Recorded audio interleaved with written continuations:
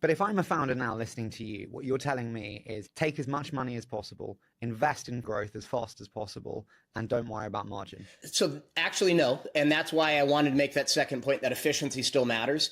We do think that trade-off comes into play, and we quantify it. The rule of X mathematically shows it's about a 2 to 2.5x multiplier value of growth over efficiency at mid-stage scale. Call it 50 million ARR or so.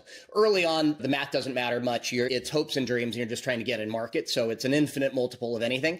But when you actually get the engine going, there should be math underlying the fundamental assumptions. And I assure you, one of the coolest things about the profile of Anthropic and Perplexity and Canva and these businesses is the math actually pencils out. And you'll hear these founders talk about, like in the foundation model phase, it's a bit misleading because the P&L doesn't match beautifully, but you should think of these model releases as a product in and of themselves.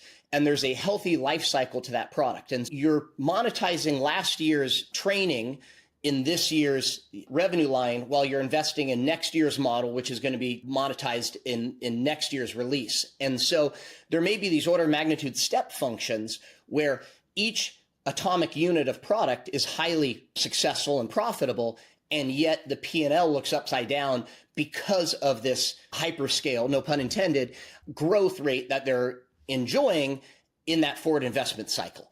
And even though it seems crazy, I believe it would be economically imprudent not to forward invest when you have that market demand there and when you can show the unit economics working at each fundamental level.